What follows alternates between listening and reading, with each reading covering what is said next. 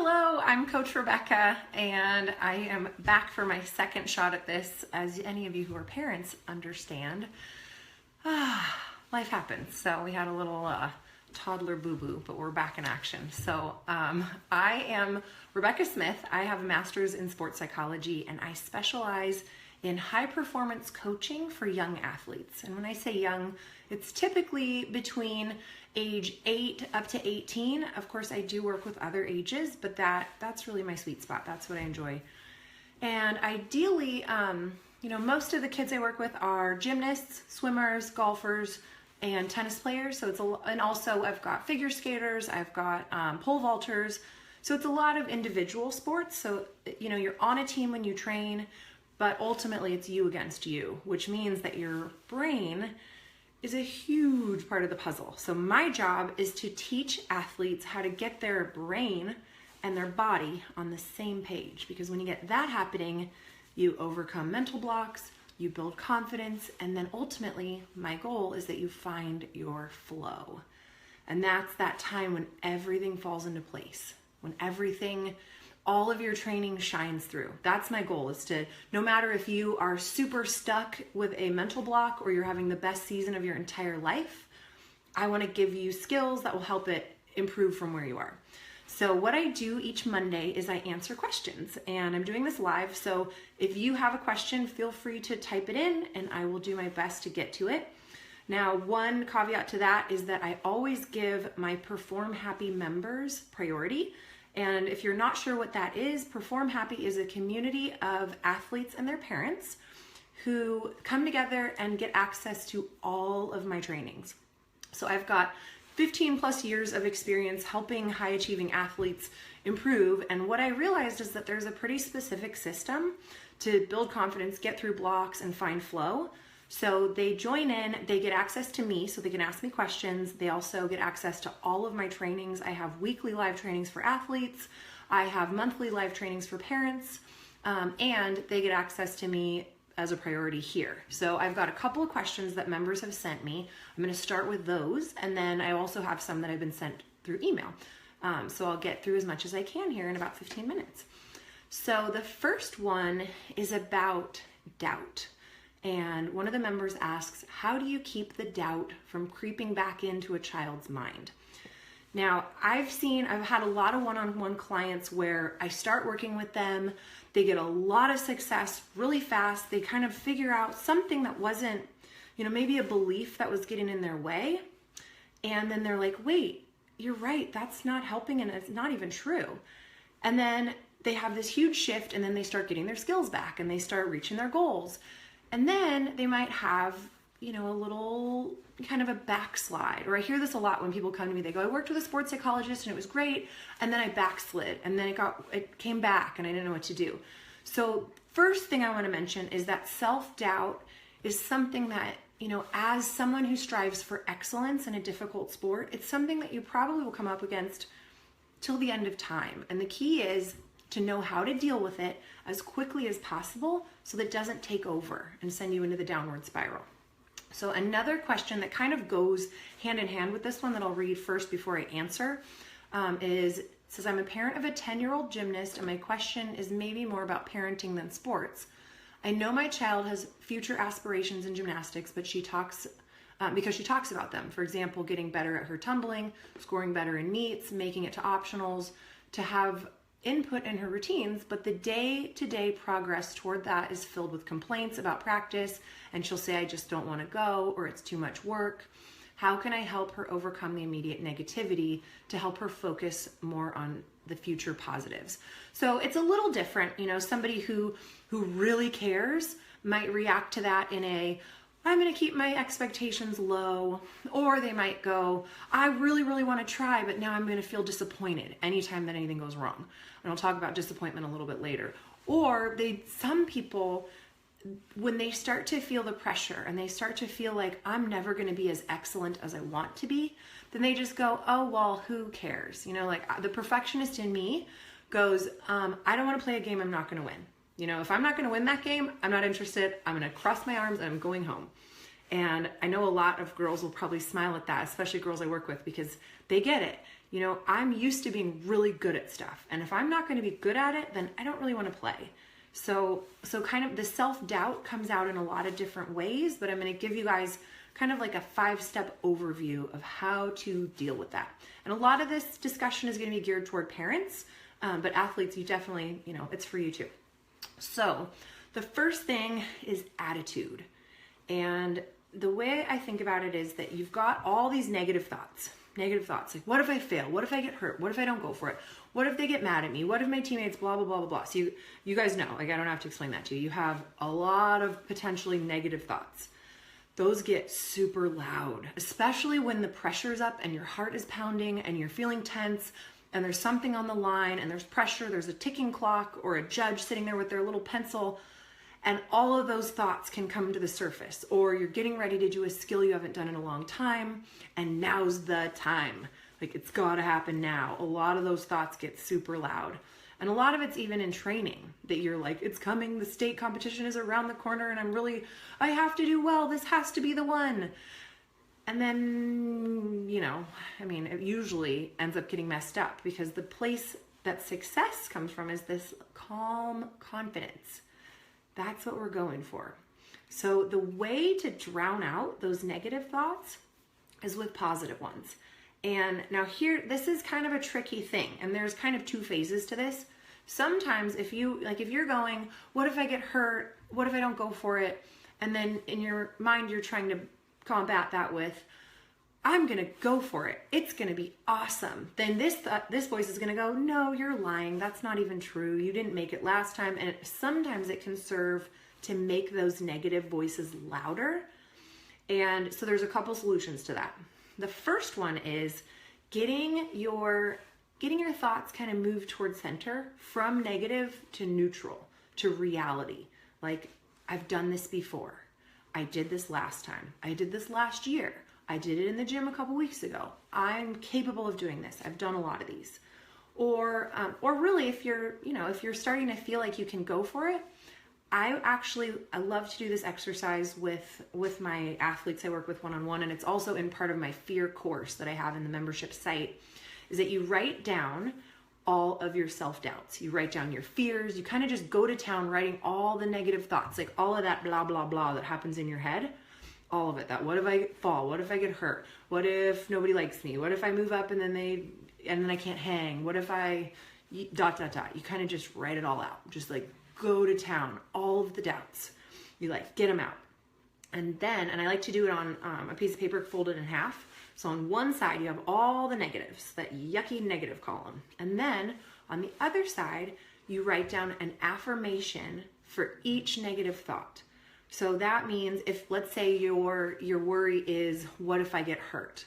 Then on the other side, you'll write, I've been training for this, I'm safe, you know, or something that, and you might have a little like, no, that's not true, I'm not sure, but trust me, you know, figure out what's a thought that you can put down instead when that one does come up, and write a whole nice list so that every doubt and every fear has something that you can replace it with.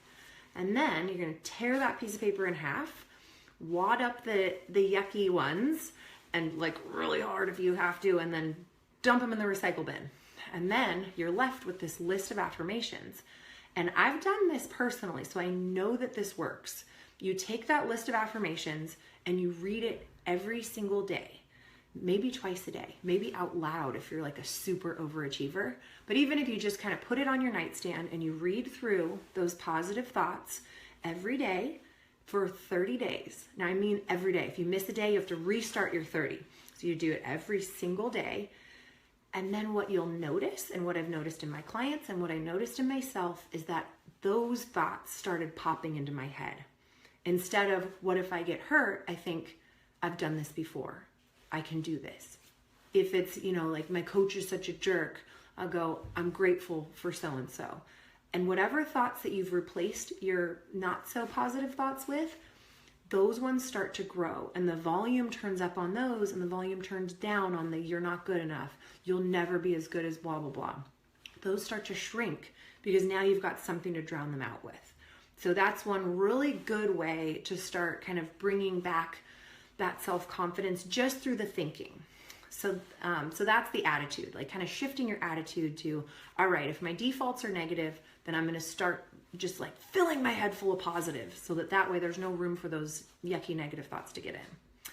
So the next point is to keep it in perspective. So let's say that you've been really making good progress and then you backslid a little bit. So like 2 steps forward, 1 step back, or 4 steps forward, 1 step back, or 3 steps back even.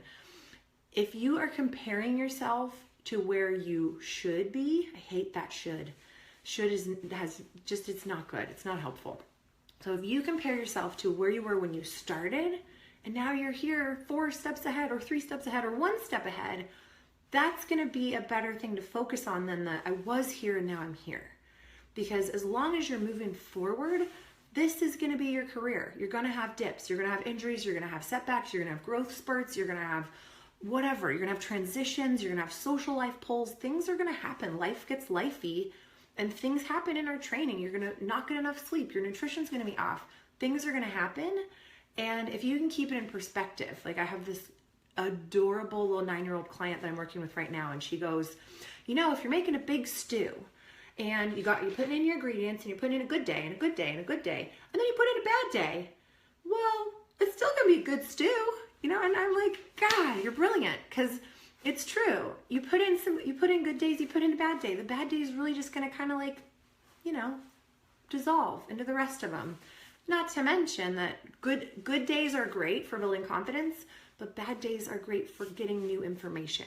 And it's information that is incredibly valuable to moving forward. So, if you're moving forward, you have a setback, the most important thing to do is ask yourself, what went well, what didn't go well, and what did I learn? Because if it's just, oh no, bad day, self-doubt, disappointment, motivation's down, it just doesn't feel good, look back and go, okay, now we're going to be the detectives who figure out, why did that happen? Just from a curious standpoint. If you're a parent, this isn't like, why did this happen? What happened? That's the worst. Instead, you go, let's think about this. What was going on beforehand that might have got you in that mood? Oh, how interesting. Why do you think that is? And you come from this really curious kind of detective place. Like you guys are going to link arms and kind of hike into that experience and go, this is what worked and this is what didn't. So how can we use that going forward, knowing like, well, this thought came up. Okay, good. Now pull out your affirmations and pick a new thought. And then that's the one you're going to say over and over when you're walking to floor, or when you're walking to bars, or when you're getting ready to do the thing that the self-doubt comes up on. You kind of just like brace yourself with confidence and affirmations and reminders of, well, look how far I've come. I've come so far. And of course, it's not going to be perfect every single day because I have more learning to do. And unless you are Simone Biles, who still has learning to do, there's going to be ups and downs. And I'm sure she has ups and downs too. And I'm sure she feels self-doubt sometimes. Believe it or not, I guarantee you that she does. So keeping it in perspective is huge. Focusing on the good things. Another thing that is really great is a gratitude journal. So let's say you're having trouble with a coach and you're like feeling really demoralized and you don't want to go and it's not fun. I've found that if you write in your little journal, 5 things that you're grateful for about that person for 2 weeks, every single day, you're gonna be like, I can't think of anything. And then you'll start writing. Each day it'll become a little easier. And then you'll start to notice that your energy is better and you're more productive. Whether or not they've changed, you get to feel better. And that helps you perform better. So also, for those of you who are real creative, who like to draw, you can keep a gratitude journal, not even just about, a person you're having trouble with, but about life. You can put, oh, hi, Jane. You can put pictures of things you love that make you happy. You can put words, you can draw pictures, and have a journal that you just fill up with good stuff. And that way, when you're feeling bummed out, you can look at that and go, oh my gosh, I have so much to be grateful for. I'm whining about this. Okay, I have so much to be grateful for. And I think any of us, when we're in that self-pity or like, this is too hard, no matter if you're an athlete or not, you can stop and go, what's going well? And think about so many things. So that's a really great habit to get kids in right away, because then, self-pity comes and boom, positivity beats it up. So Also, so back to our kind of pot of stew, you just want to think long game. You want to think, yeah, today's not so good. Today I'm feeling doubtful. Today I'm feeling hopeless. I don't know if I'm going to be able to do what I want to do. But think big picture. If I keep showing up and I keep putting in the work, it is guaranteed that it will improve. And I work with a lot of swimmers who get stuck at a time. For like a year, they're stuck and they cannot drop time.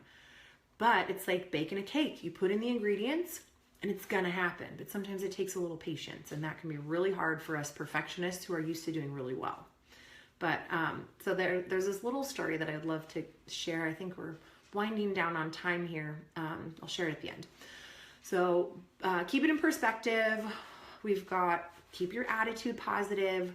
Take a break. Sometimes when that doubt is getting really loud or those negative thoughts get really loud, walk away. Go get a drink.